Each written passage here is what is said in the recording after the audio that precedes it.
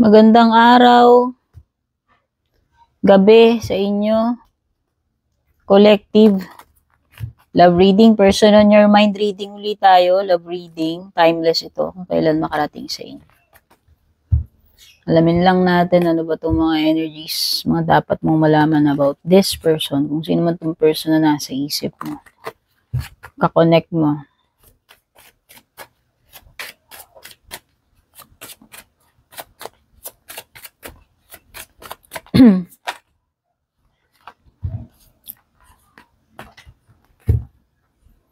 Mukhang nag-iisip-isip tong person mo.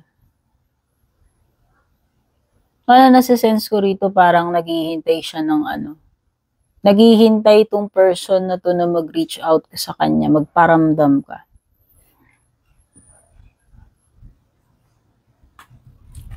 Parang hindi siya masaya right now. Parang meron bumabagabag sa isip niya. Parang wala siyang paki sa ibang bagay. Ang hinihintay niya yung yung mag-reach out ka or balita sa iyo. Waiting talaga, waiting. Hintay na hintay itong person na to.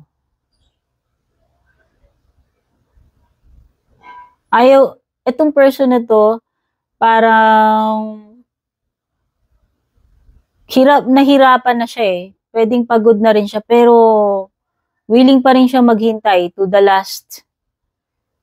last breath. Charot. Hanggang last breath, maghihintay siya.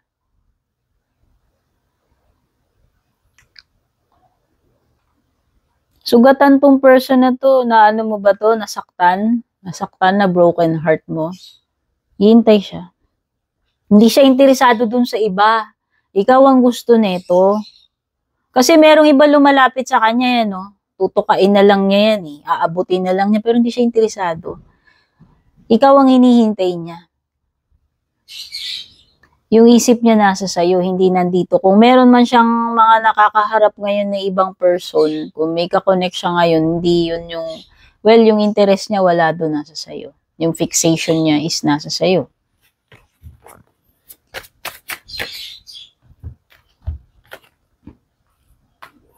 Gusto netong person na to may mangyari sa inyo.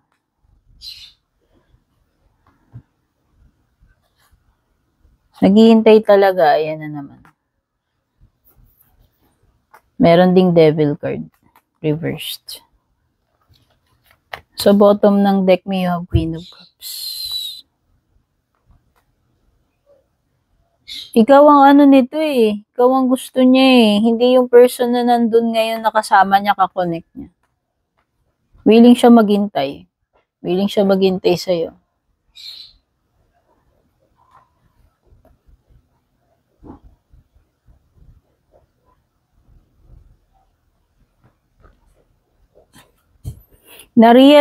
Merong something na na-realize tong person na to about doon sa current na kakonect niya.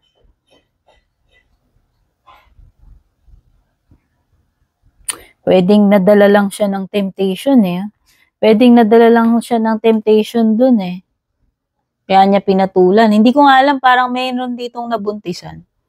Hindi ko alam kung nagkaroon siya ng anak dun. Pero nadala lang yan ng LIBOG, init ng katawan. Feeling ko lang hindi talaga love yun. Kaya hindi niya mahal yung isa Kung sino man tong current na kasama niya ngayon, ka-live-in niya, kahit nagkaroon pa siya ng anak dyan, nagkaroon sila ng anak, nabuntisan niya, hindi siya dun masaya.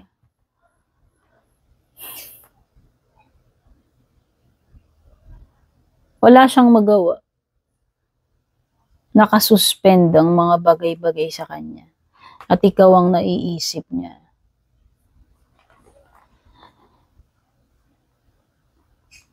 Thank you so much for dropping by nga pala. Kung bago kayo dito, please don't forget to subscribe, like, or follow. Yan, kung matagal na kayong nag-abangers, nanonood ng mga readings ko, maraming salamat. Always grateful for your support. At saka nga pala, kung gusto niyo magpa-private reading, isingit ko na lang. Dumiretso kayo, one and only, Purple Tin. Facebook page, Meta verified. Purple tin na may blue check. Basta purple tin may check. Pag walang check, hindi po ako yun. Kung balak nyo pong mag-book,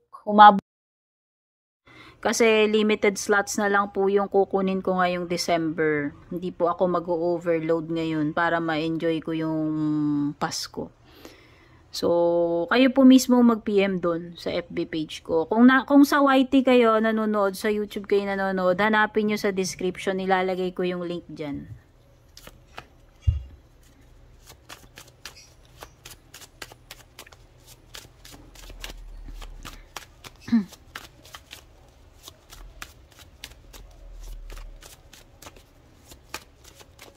Oo, na-stuck to eh. Na-stuck tong person na to eh. Na-stuck siya before dito sa person na to. Natali siya doon sa wrong person. Kagagawan lang din ng kapusukan niya or ewan ko, LIBOG niya, nagpadala lang din siya sa temptation. Pero parang nakita ko pwedeng naging toxic yung connection nila and gusto niyang kumawala doon eh. Ito yung indications na gusto niyang kumawala ron. Pero sa ngayon wala pa tong magawa itong person mo. No? Pero ikaw ang naiisip niya. And this person is waiting. Waiting. Dumating din kasi at some point na kinailangan niya mamili eh. Nagkataon lang na ewan ko, for some reason, dun siya nag-land sa person na nag-end up, yun yung napili niya. Pero deep inside, kung ang puso ang pag-uusapan, hindi niya talaga ganun ka-love yun. No? It's more on LUSTLIBOG nga, yun yung sinasabi ko sa inyo.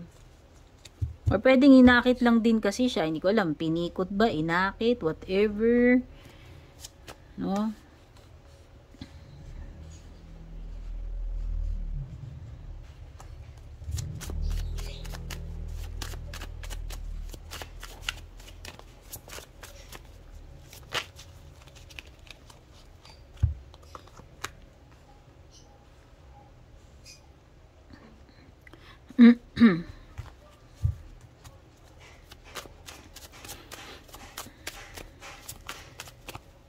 Nangihinayang din siya sa inyong dalawa eh. Kasi iniisip niya yung potential sa inyong dalawa. Kaya lang, tied up kasi siya dun sa other person. No? So, kung ika-calculate niya yan, kung kina-calculate niya yung potential talaga para sa kanya is mas may potential sa'yo compared dito sa other person. Kaya lang, ito yung kasama niya eh. Ito yung kasama niya ngayon eh. So, feeling tuloy niya parang nag-invest tuloy siya dun sa wrong person. Ang nafe-feel ko rito sa Ace of Pentacles Reverse is a wrong investment. Kumbaga parang nagkakaroon tuloy siya ng regret na bakit. 'Di ba? Minsan may mga ganun sa buhay natin na parang inisip natin nag-aksaya tayo ng panahon or ng investment sa ganitong bagay or situation and then eventually marirealize mo wasted or wrong investment yung ginawa ko dun. So parang yun yung nafe-feel ko na energy dito.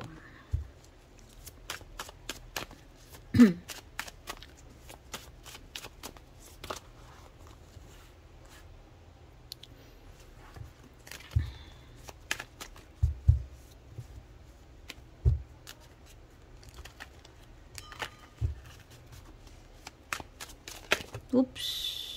Oo.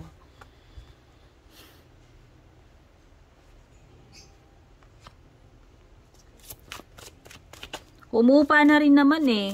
So, kung una, hot na hot siya dun sa person na yun, feeling ko humupa na rin yun. Sabi ko nga, LIBOG lang yan. Dala lang ng init yan or lust. Pero humupa na rin yun. Ngayon, parang nawala,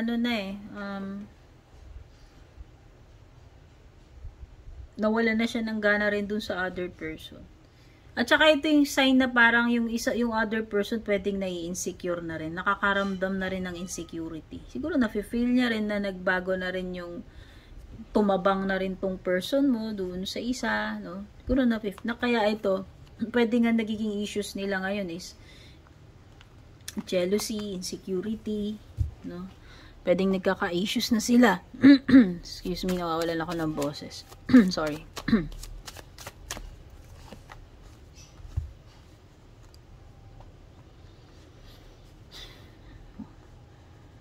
napapagod. Pwedeng nagkakapaguran na rin. Or pwedeng itong person na to na iniisip mo, pagod na siya dun sa setup niya ngayon. Sa situation din nila ngayon. Kasi nga, parang feel niya na this person got tied up with the wrong person instead dun sa taong talagang mas mahal niya, gusto niya. So, maliwanag lang yun na nagkaroon siya ng realizations na ikaw talaga yung mas mahal niya. Actually, gusto niya na nang takasan. Umalis na lang eh. Pero kasi siguro complicated, hindi ganun kadali. Lalo na kung nagkaroon sila ng anak. Or na nabuntisan siya nito or nabuntisan niya yan. No?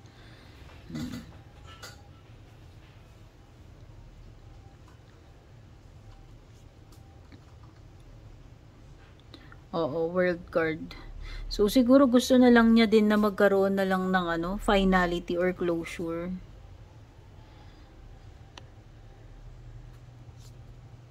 One-sided na eh. One-sided na eh. Tingin ko hindi na rin siya dun eh. Hindi na rin niya siguro nare-reciprocate yung isang person. Nakakonect niya.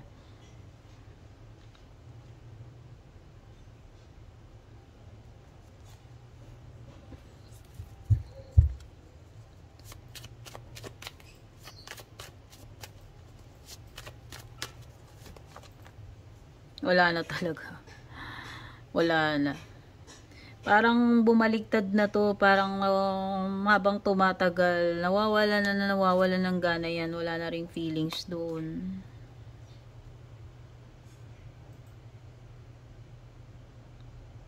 Oo, parang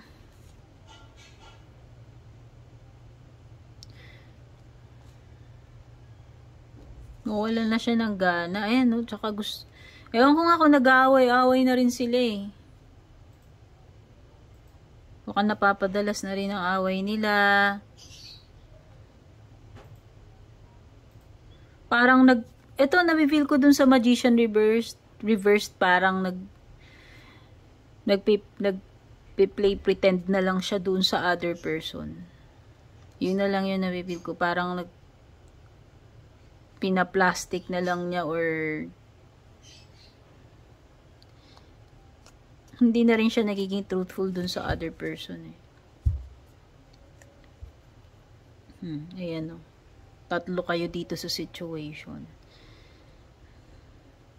Hindi magawa nitong person na to yung mga gusto niya magawa, yung mga pinaplano niya. Kasi nga pwedeng nasa complicated situation siya ngayon.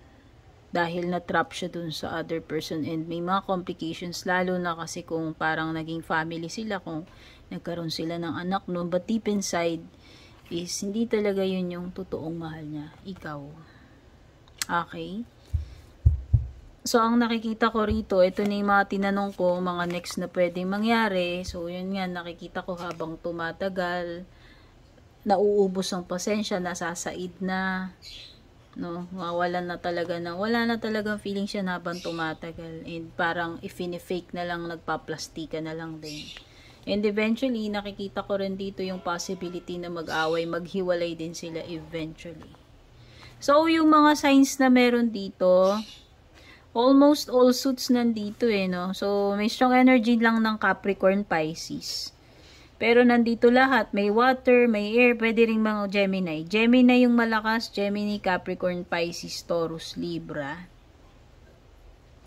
Okay, so until our next reading, love you all, Godspeed, babush.